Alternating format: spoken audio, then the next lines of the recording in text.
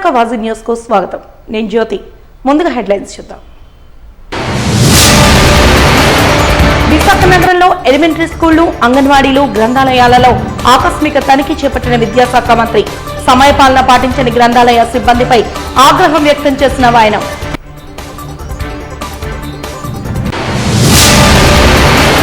Educational టూరిజనరీ బస్సుల్లో జెండా ఊపి ప్రారంభించిన జిల్లా కలెక్టర్. విద్యా పర్యాటకంతో విద్యార్థులకు విజ్ఞానం, వినోదం అందించనున్నామని తెలిపిన హరేంద్ర ప్రసాద్.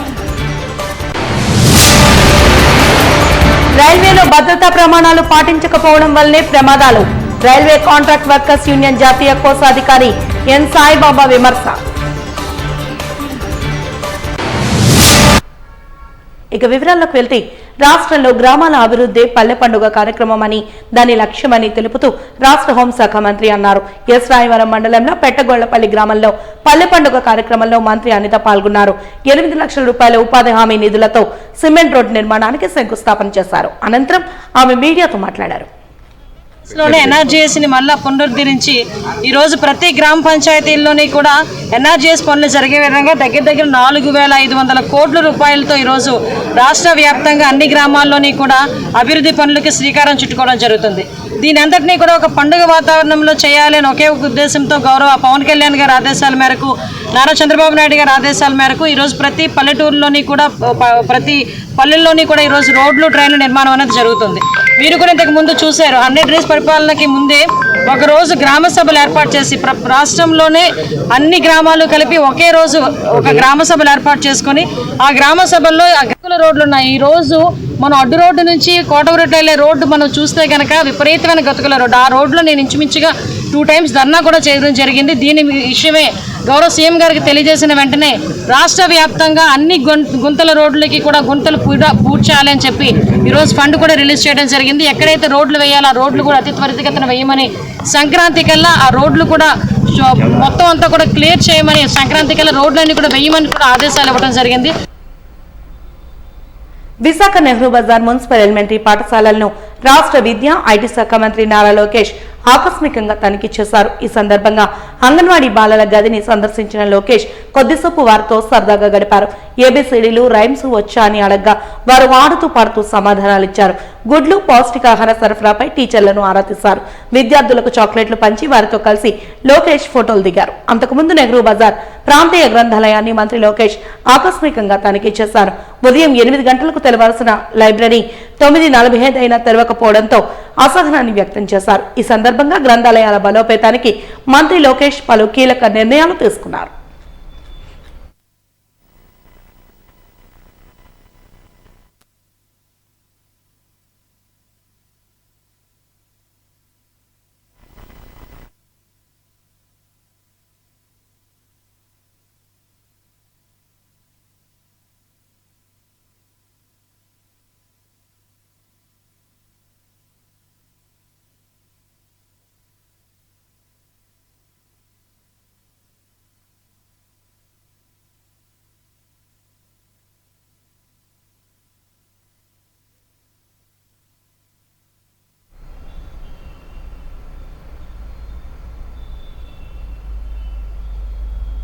పర్యాటక రంగాన్ని అన్ని వర్గాల వారికి చేరువ చేయాలనే సంకల్పంతో విశిష్టతలను, విశేషాలను విద్యార్థులకు తెలియజేయాలనే ఉద్దేశంతో 3 సెక్టార్లలో ఎడ్యుకేషనల్ టూరిజాన్ని అందుబాటులోకి తీసుకొచ్చామని, తద్వారా విద్యార్థులకు వినోదం, విజ్ఞానం లభిస్తాయని జిల్లా కలెక్టర్ ఎంఎన్ హరేంద్ర ప్రసాద్ పేర్కొన్నారు. విద్యా పర్యాటకం ద్వారా విద్యార్థులకు చారిత్రక ప్రదేశాల విశేషాలు, విశిష్టతలు తెలుస్తాయని తెలిపారు. ఎడ్యుకేషనల్ టూరిజంలో భాగంగా ప్రవేశపెట్టిన నూతన విధానానికి జిల్లా కలెక్టర్ శుక్రవారం శ్రీకారం చుట్టారు. గాయత్రి విద్యా పరిషత్, అగ్నంపూడి జిల్లా పరిషత్ పాఠశాల విద్యార్థులతో స్థానిక కలెక్టరేట్ నుంచి బయలుదేరిన విద్యా పర్యాటక ఐటినరీ బస్సులను జెండా ఊపి ప్రారంభించారు.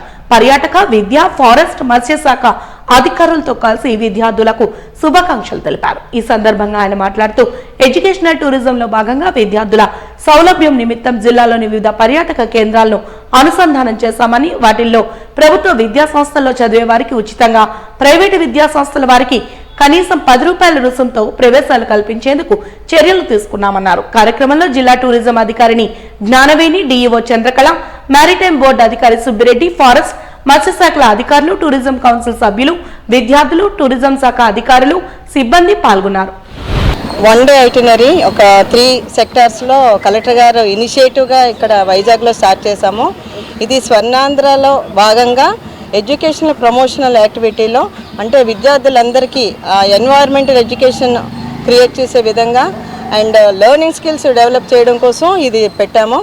కలెక్టర్ గారు చాలా ఇనిషియేటివ్గా ఈ ప్రోగ్రామ్ కోసం నాకు అవకాశం ఇచ్చారు. టూరిజం డిపార్ట్మెంట్ డిస్ట్రిక్ట్ టూరిజం ఆఫీసర్గా ఈ ప్రమోషనల్ యాక్టివిటీని మన విశాఖపట్నంలో 120 కాలేజెస్ 500 స్కూల్స్ ఉన్నాయండి. ఇంచుమించుగా 1 మిలియన్ స్టూడెంట్స్ మన వైజాగ్లో ఉన్నారు. వీళ్ళందరికీ కూడా ఇది సద్వినియోగం చేసుకుని వీకెండ్స్లో వాళ్ళు అనవసరంగా టీవీల ముందు కూర్చోకుండా ఈ విజ్ఞానం సంపాదించే విధంగా ఉంటుందనే ఉద్దేశంతో కలెక్టర్ గారు ఇనిషియేటివ్గా మన బిఎంఆర్డీఏ కమిషనర్తో మాట్లాడి మామూలు జనరల్గా అయితే విద్యార్థులకి 40 రూపీస్ ఉంటుందండి కన్సెషన్లో కూడాను.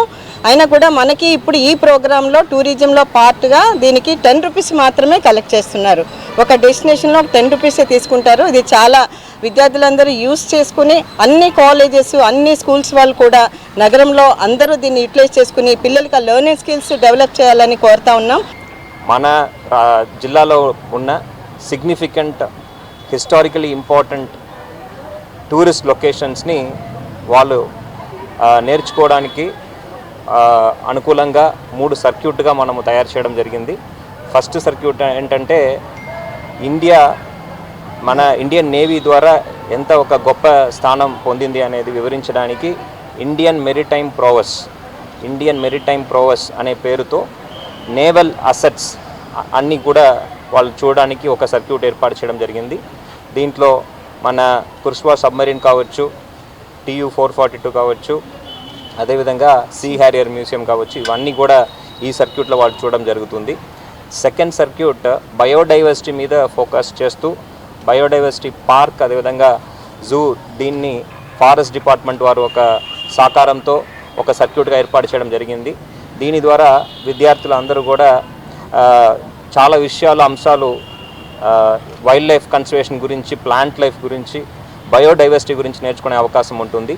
మూడవ సర్క్యూట్ మన ఫిషరీస్ సర్వే ఆఫ్ ఇండియా వాళ్ళు ఒక సహకారంతో వాళ్ళ దగ్గర ఉన్న మ్యూజియం అదేవిధంగా ఆంధ్ర యూనివర్సిటీలో ఉన్న మ్యూజియం వీరితో కలిపి మన షోర్ లైఫ్ ఎలా ఉంటుంది అనేది కూడా స్పెసిమెన్స్ కలెక్ట్ చేయడానికి, దాని గురించి ఒక ఇంపార్టెన్స్ గురించి, ఉన్న క్రీచర్స్ ఒక ఇంపార్టెన్స్ గురించి నేర్చుకోవడానికి ఈ థర్డ్ సర్క్యూట్ క్రియేట్ చేయడం జరిగింది. ఇది మన జిల్లాలో ఉన్న విద్యార్థులే కాకుండా రాష్ట్ర వ్యాప్తంగా ఎవరైనా నేర్చుకోవడానికి అవకాశం ఉంటుంది.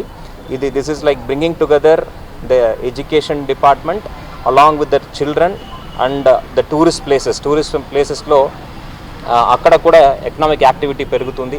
అదేవిధంగా టూరిజం ఆపరేటర్స్, బస్ ఆపరేటర్స్ కావచ్చు, వాళ్ళకు కూడా ఆదాయం వచ్చే అవకాశం ఉంటుంది. వీళ్ళతో పాటు గైడ్స్ కూడా దీని ద్వారా మనకు ఆదాయం వచ్చే అవకాశం ఉంది. బిసైడ్స్ దట్ బిఎంఆర్డీఏ అసెట్స్ కూడా మనము దీంట్లో తీసుకుంటున్నాం కాబట్టి అన్ని విధాలుగా ఇది ఒక విన్ సిచ్యువేషన్గా మారుతుంది. రైల్వేలో భద్రతా ప్రమాణాలు పాటించాలని రైల్వే కాంట్రాక్ట్ వర్కర్స్ యూనియన్ జాతీయ కోశాధికారి ఎం సాయిబాబా సూచించారు. ఈ మేరకు జగదాంబ సిఐటియు కార్యాలయంలో ఏర్పాటు చేసిన మీడియా సమావేశంలో ఆయన మాట్లాడుతూ దేశంలోనే అతిపెద్ద ప్రయాణ వ్యవస్థ, ప్రపంచంలోని 4వది అయిన రైల్వే ఇండియన్ రైల్వే భద్రతా చర్యలు పాటించడంలో కేంద్ర ప్రభుత్వం నిర్లక్ష్యంగా వ్యవహరిస్తోందన్నారు. 2023-24 సంవత్సరంలో 40 ట్రైన్ ప్రమాదాలు జరిగి 313 మంది ప్రయాణికులు, 4 రైల్వే ఎంప్లాయీలు మృతి చెందడంతో పాటు వేలాది మంది ప్రయాణికులు గాయాల పాలయ్యారని గుర్తు చేశారు. రైల్వేలో 3 లక్షలకు పైగా ఉద్యోగాలు ఖాళీగా ఉన్నాయన్నారు. రైల్వేలో జరుగుతున్న ప్రైవేటైజేషన్ కు వ్యతిరేకంగా, నూతన పెన్షన్ విధానానికి వ్యతిరేకంగా పాత పెన్షన్ విధానాన్ని పునరుద్ధరించాలని, కాంట్రాక్ట్ కార్మికుల సమస్యలు, హక్కులపై దేశవ్యాప్త క్యాంపెయిన్లు నిర్వహించనున్నామని వెల్లడించారు. డిసెంబర్ 20న ఢిల్లీలో రైల్వే రక్షణ, ప్రజల భద్రత, పర్మనెంట్ కాంట్రాక్ట్ కార్మికుల సమస్యలపై కన్వెన్షన్ నిర్వహించి కార్యాచరణ రూపొందిస్తామని తెలిపారు. ఈరోజు విశాఖపట్నంలో జరుగుతుంది. సిఐటి అనుబంధంగా వివిధ రాష్ట్రాల్లో రైల్వే రంగంలో పనిచేస్తున్నటువంటి కాంట్రాక్ట్ కార్మికుల్ని సమన్వయం చేయడం కోసం ఫిబ్రవరి 22, 2022లో విశాఖపట్నంలో ఒక జాతీయ సదస్సును నిర్వహించి ఇక్కడ కోఆర్డినేషన్ కమిటీని ఫామ్ చేయడం జరిగింది. మళ్ళీ 2.5 సంవత్సరాల తర్వాత ఇదే విశాఖపట్నంలో నేషనల్ కోఆర్డినేషన్ కమిటీ సమావేశాలు జరుగుతున్నాయి. ఈ సందర్భంగా రైల్వే రంగానికి సంబంధించినటువంటి కొన్ని ముఖ్యమైన అంశాలని మీ ద్వారా దేశ ప్రజానీకానికి తెలియజేయటం, అలాగనే మొత్తం ప్రజల్ని, కార్మిక వర్గాన్ని అప్రమత్తం చేయటం అనేది ఈ ప్రెస్ మీట్ యొక్క ఒక ముఖ్యమైనటువంటి ఉద్దేశం. మనందరూ తెలుసు, భారత ఆర్థిక వ్యవస్థలో ప్రజలకి ఒక ముఖ్యమైన జీవనాధారం భారత రైల్వే రంగం. ఇది చాలా పెద్ద నెట్వర్క్ కలిగింది.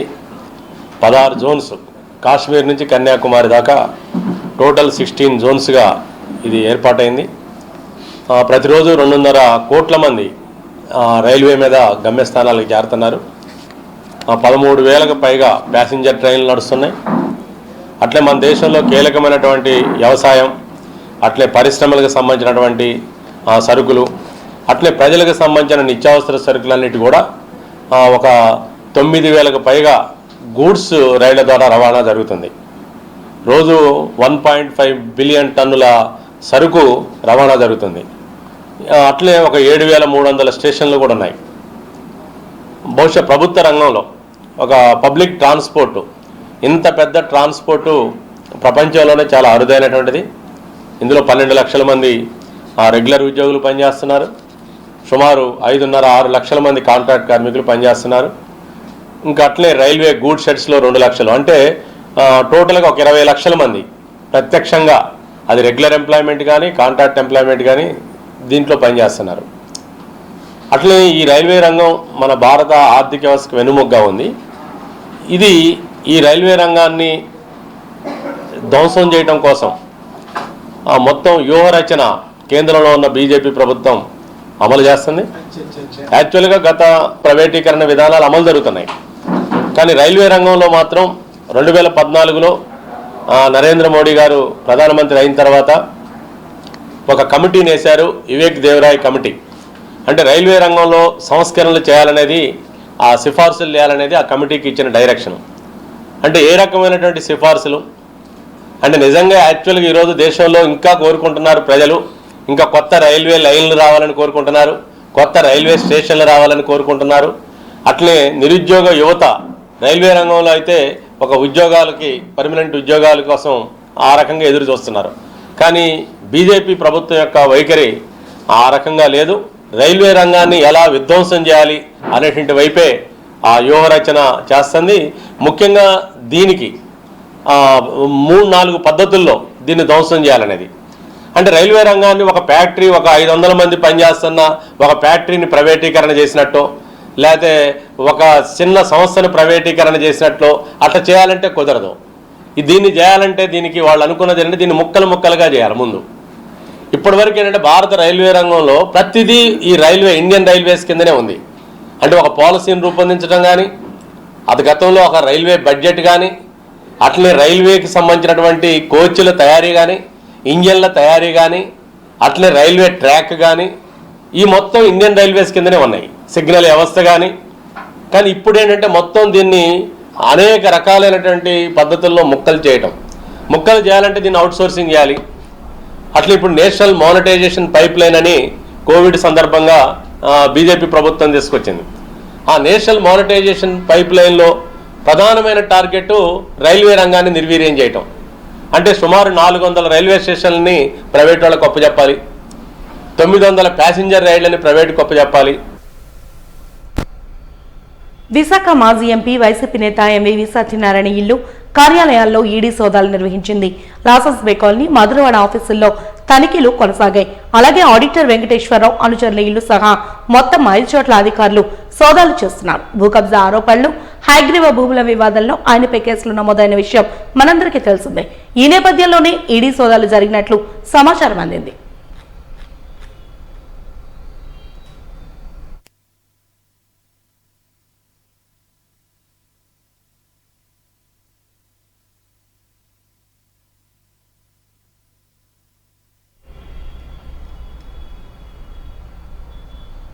విశాఖ పోర్టు హాస్పిటల్ ప్రైవేటీకరణ తక్షణమే ఆపాలని పోర్టు గోల్డెన్ జూబ్లీ హాస్పిటల్ వద్ద అఖిలపక్ష కార్మిక సంఘాలు నిర్వహిస్తున్న రిలే నిరాహార దీక్షలు 19వ రోజుకు చేరుకున్నాయని డాక్ లేబర్ ఎంప్లాయీస్ యూనియన్ నాయకులు తెలిపారు. ఈ సందర్భంగా వారు మాట్లాడుతూ హాస్పిటల్ అభివృద్ధి కార్యక్రమాలు పోర్టు సొంత నిధులతోనే జరగాలని డిమాండ్ చేశారు. ప్రైవేటీకరణ పేరుతో కేంద్రం ఆడుతున్న నాటకాలను సాగనివ్వబోమని హెచ్చరించారు. ఎట్టి పరిస్థితుల్లోనూ పోర్టు హాస్పిటల్ను ప్రైవేటీకరణ చేయడానికి కార్మికులు ఒప్పుకోరని, కార్మిక ఆరోగ్యాన్ని ప్రైవేటీకరణ చేసే అధికారం కేంద్రానికి లేదని హెచ్చరించారు.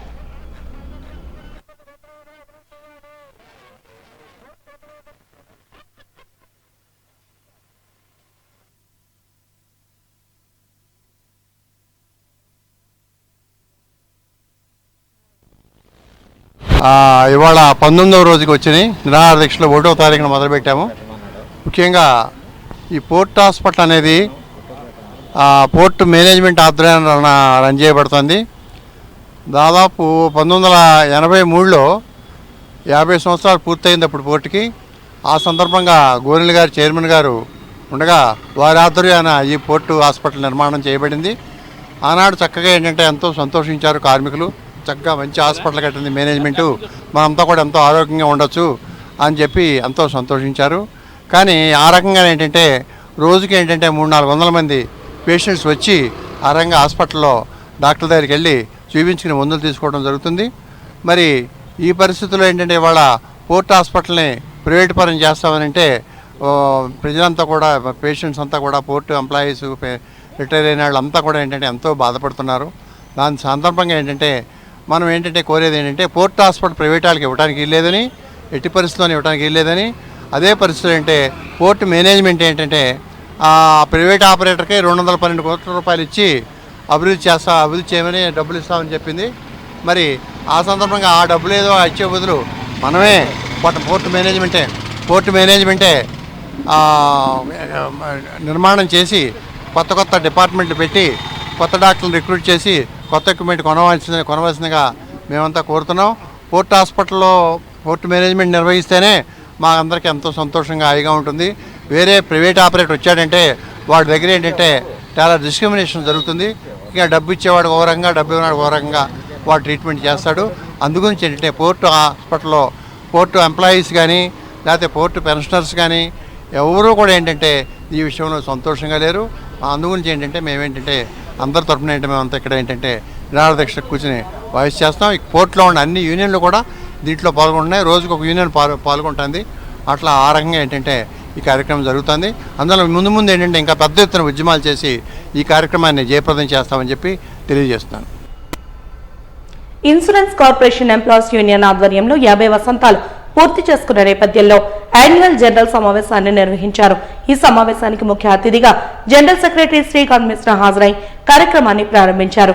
డాబా గార్డెన్స్ అల్లూరి విజ్ఞాన కేంద్రంలో నిర్వహించిన ఈ సెమినార్లో భాగంగా సౌత్ సెంట్రల్ జోన్ ప్రధాన కార్యదర్శి ప్రదీప్ మీడియాతో మాట్లాడుతూ రానున్న వార్షిక కాలంలో చేపట్టాల్సిన భవిష్యత్ కార్యాచరణపై చర్చించనున్నామని తెలిపారు. అదేవిధంగా ప్రస్తుతం ఇన్సూరెన్స్ రంగం ఎదుర్కొంటున్న సవాళ్లను అధిగమించే దిశగా చర్చలు సాగుతాయని వెల్లడించారు. అల్లూరి విజ్ఞాన కేంద్రంలో జరిగిన ఈ కార్యక్రమంలో పలువురు ఎల్ఐసి సిబ్బంది, సౌత్ సెంట్రల్ జోన్ జాతీయ, రాష్ట్ర స్థాయి నాయకులు, ఎల్ఐసి సిబ్బంది పాల్గొన్నారు.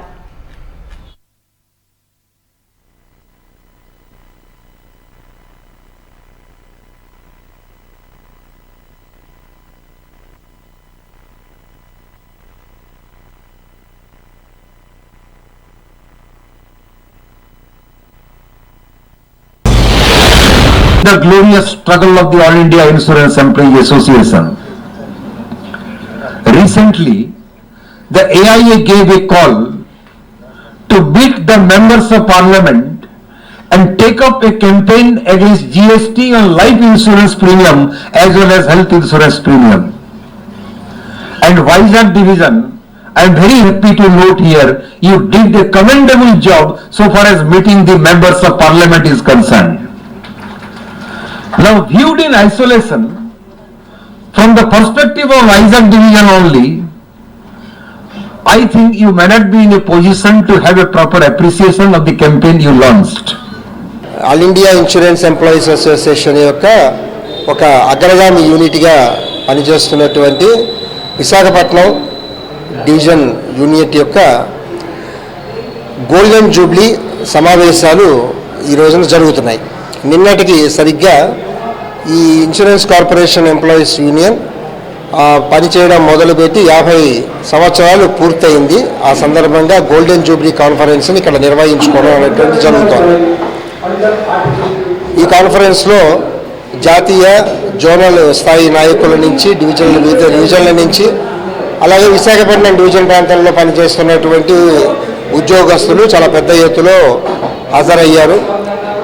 గడిచిన సంవత్సర కాలంలో చేసిన కార్యక్రమాల్ని పర్యవేక్షిస్తూ రాబోయే కాలంలో చేయవలసిన కార్యక్రమాల గురించి ఈ సమావేశంలో నిర్ణయాలు తీసుకోబడతాయి.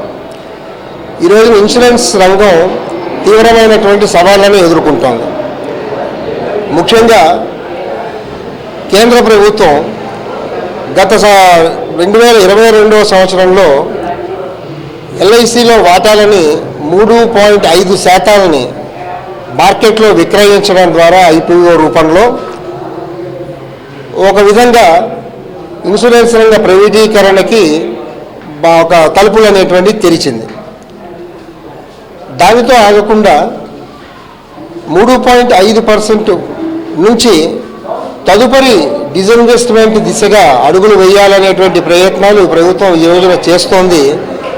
ఇన్సూరెన్స్ రంగంలో తన వాటాలను ఉపసంహరణ ద్వారా ఇది ఇన్సూరెన్స్ రంగ మనుగడకే కాదు, పాలసీదారుల యొక్క ప్రయోజనాలకి దేశ ప్రయోజనాలకి కూడా తీవ్రంగా విఘాతం కలిగించేటువంటి చర్య. ఎందుకంటే ఎల్ఐసి ఆఫ్ ఇండియా అనేటువంటిది భారతదేశ ఆర్థిక వ్యవస్థకి వెన్నెముకగా నిలుస్తూ వచ్చింది. ప్రభుత్వం పెట్టిన 5 కోట్ల పెట్టుబడి మీద ఈ రోజుకి 52 లక్షల కోట్ల ఆస్తులను సమకూర్చగలిగింది ఎల్ఐసి ఆఫ్ ఇండియా. అందులోనూ అత్యధిక శాతం దాదాపు 40 లక్షల కోట్ల వరకు అనేక దేశ అభివృద్ధి పథకాలలోనే ఇన్వెస్ట్మెంట్లు చేయడం జరిగింది. ఎల్ఐసి ఇప్పటికీ చేస్తూనే ఉంది. ప్రయత్నాలు అనేటువంటిది దేశ ప్రయోజనాలకు కానీ పాలసీదారుల ప్రయోజనాలకు కానీ మంచివి కాదు. ఇది తీవ్రంగా ప్రతిఘటించవలసినటువంటి అవసరం ఉంటుంది. అదే కాకుండా ఈ రోజున ఐపీఓ ప్రవేశపెట్టిన తర్వాత కాలంలో ఐఆర్డిఏ అంటే ఇన్సూరెన్స్ రంగ నియంత్రణ సంస్థ ఏదైతే ఉందో రెగ్యులేటరీ బాడీ వివిధ ప్రతిపాదనలు ఎల్ఐసి ఆఫ్ ఇండియా యొక్క ప్రయోజనాలకు విఘాతం కలిగించేటువంటి ప్రతిపాదనలు ఈ రోజున తీసుకుని వస్తుంది. వాటిలో ముఖ్యంగా ఏజెన్సీ ఎల్ఐసిలో పనిచేస్తున్నటువంటి ఏజెంట్ల ప్రయోజనాలని భంగపరిచే విధంగా వాళ్ళ కమిషన్లని తగ్గించేటువంటి విధంగా తీసుకునేటువంటి చర్యలు కొన్ని ఇవన్నీ కూడా ఆందోళన కలిగించగలిగినటువంటి అంశాలు. ఇవి ఇన్సూరెన్స్ రంగం యొక్క ప్రయోజనాలను దెబ్బతీసేటువంటి అంశాలు. మారుతున్న సాంకేతికతను సద్వినియోగం చేసుకునే విధంగా రైతులకు అవగాహన శిక్షణ కార్యక్రమాలను విరివిగా చేపట్టి మారుతున్న వాతావరణ పరిస్థితులను ఎదుర్కొని వ్యవసాయ ఎగుమతి దిగుమతులను పెంపొందించుకునే స్థాయికి ఎదగాలని Andhra university vice chancellor professor Bhushan Rao, former professor of Andhra university professor Sambamurthy తదితరులు తెలిపారు. Andhra university agro academic research centre ఆధ్వర్యంలో నిర్వహించిన climate change and Indian agriculture sustainable practices అనే అంశంపై నేడు సెమినార్ను నిర్వహించారు. ఈ సందర్భంగా పలువురు వక్తలు మాట్లాడుతూ మారుతున్న వాతావరణ పరిస్థితులకు అనుగుణంగా రైతులు సాంకేతికతను పెంపొందించుకునే దిశగా ప్రభుత్వాలు కృషి చేయాలని సూచించారు. అదేవిధంగా విత్తనాలను వాతావరణ మార్పులకు అనుగుణంగా తయారు చేయగల సామర్థ్యాన్ని పెంపొందించుకోవాలని తెలిపారు. కార్యక్రమంలో ఆంధ్ర యూనివర్సిటీ రిజిస్టర్ ఆచార్య ఈఎన్ ధనుంజయరావు ఇతర సిబ్బంది పాల్గొన్నారు.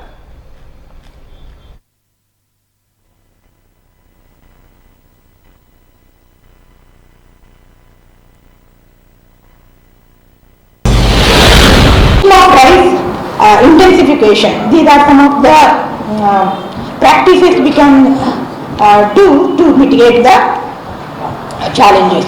These sustainable practices play a dual role in adapting to climate stresses and mitigating greenhouse gas emissions. Through such targeted and region-specific interventions, Andhra Pradesh can build a more resilient agricultural system that supports both environmental sustainability and farmers' livelihoods. The third goal is to highlight the role of technology and digital agriculture in enhancing farmers' capacity to respond to climate change. Climate change poses complex challenges to agriculture including erratic weather patterns, shifting pest dynamics, and water scarcity.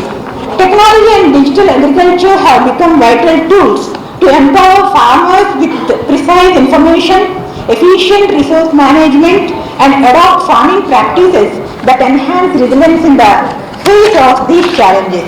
The challenges are climate information services and weather forecasting, precision agriculture, decision support systems, digital marketplace and supply chain optimization, agri-tech acts for resource efficiency, financial technology solutions. By leveraging technology and digital agriculture, farmers gain access to tools. Problem. So this type of symposiums will help us to understand the changes that are taken place in the agriculture farming operations and agricultural activities and the steps required to take for overcoming these problems in the days to come. Particularly the labor problem, the technology usage, and the farming operations, hybrid varieties of the seeds, hybrid varieties of food products, all these things are required to be discussed time to time, and accordingly the policies are required to take. You can understand in some parts of the Andhra Pradesh, the agricultural farming lands are converted into ponds, fish ponds. So people cannot live by eating fish only. We need rice also. So you have to discuss on these latest developments that are taking place in the farming operations in different parts of Andhra Pradesh and also in different parts of the country, and accordingly if you come out with some solutions that will be definitely useful to the policy makers for taking the decisions. So I am very happy and I congratulate the organization. Visakha NIA కోర్టులో జరిగిన కోడికత్తి case విచారణకు మాజీ ముఖ్యమంత్రి YCP అధినేత జగన్మోహన్ రెడ్డి హాజరు కాలేదని జగన్పై దాడి కేసులో ప్రధాన నిందితుడు జన్నుపల్లి శ్రీనివాస్, ఆయన తరపు న్యాయవాది సలీం తెలిపారు. దళిత సంఘాల నేతలతో కలిసి ఆయన కోర్టుకు వచ్చారు. అయితే కేసులో సాక్షిగా వాంగ్మూలం ఇవ్వాల్సిన ఫ్యాన్ పార్టీ అధినేత మాత్రం కోర్టుకు రాకపోవడంపై వారు ఆవేదన వ్యక్తం చేశారు. వాదోపవాదాలను విన్న ఎన్ఐఏ కోర్టు విచారణను నవంబర్ 15కు వాయిదా వేసిందని వారు మీడియాకు తెలిపారు.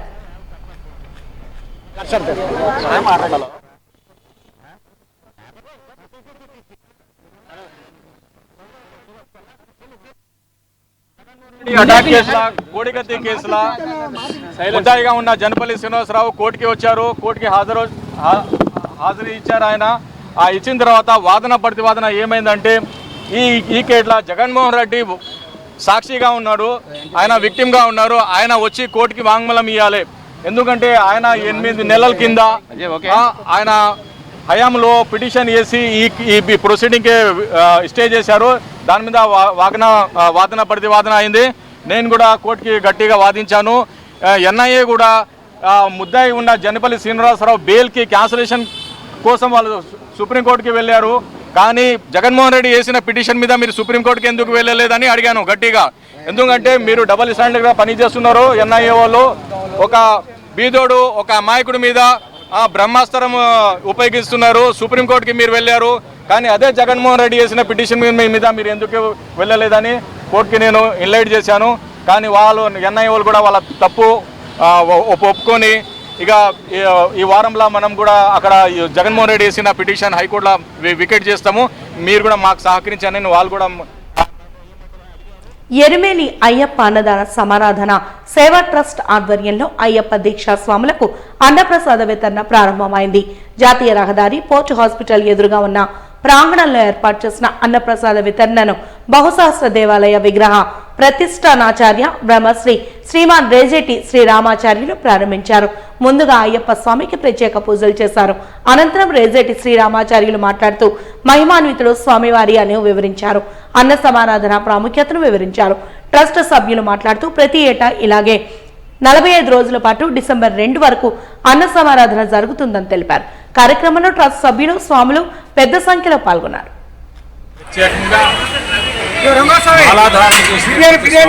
సాక్షాత్తు అయ్యప్పతో సమానం. స్వామికి భోజనం పెట్టి భోజనం పెట్టి అన్నింటికన్నా ఇది చేస్తే చాలా గొప్పది. అన్నదానములకు అన్నదానమే గొప్ప అన్నారు. కానీ ఈ దీక్షలో ఉండేటువంటి వాళ్ళని పెట్టడం అనేది మరి వాళ్ళకి ఎవరు చెప్పారో తెలియదు. పూర్వం 84 జన్మలు ఎత్తితే కానీ మానవ జన్మ రాదు. ఈ మానవ జన్మలో వారికి ప్రాప్తించింది. మేము వచ్చి కొబ్బరికాయ కుట్టాం కానీ పెట్టే చేయి అవి అంచేతన వాళ్ళకి నిర్దానదాతలుగా ఎప్పుడు కూడా గురుస్వాములకి వారికి ఆ శక్తినిచ్చి భగవంతుడు సర్వదా రక్షిస్తూ ఇంకా స్వాములు పెరిగి అధికారాన్ని పొందవలసిందిగా వారు సాపాటు శిక్ష చేసినట్లయితే కమిటీ వారికి కూడా ఈ ట్రస్ట్కి కూడా బలాన్ని చేకూరుతుంది కాబట్టి వారి బలం ఈ యొక్క విశాఖపట్నానికి బలం, ఆ బలం మొత్తం రాష్ట్రానికి బలం, దేశానికి బలం.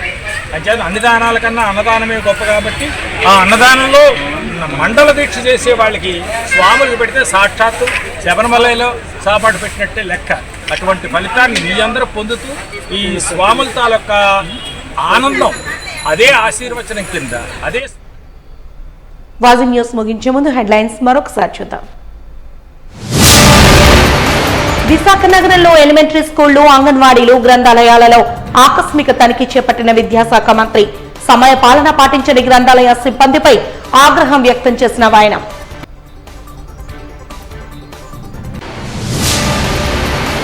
ఎడ్యుకేషనల్ టూరిజనరీ బస్సులను జెండా ఊపి ప్రారంభించిన జిల్లా కలెక్టర్. విద్యా పర్యాటకంతో విద్యార్థులకు విజ్ఞానం, వినోదం అందించనున్నామని వెల్లడించిన హరేంద్ర ప్రసాద్. రైల్వేలో భద్రతా ప్రమాణాలు పాటించకపోవడం వల్లనే ప్రమాదాలు. రైల్వే కాంట్రాక్ట్ వర్కర్స్ యూనియన్ జాతీయ కోశాధికారి ఎన్ సాయిబాబా విమర్శ. వాజీ న్యూస్ ఇంతటితో సమాప్తం. నమస్కారం.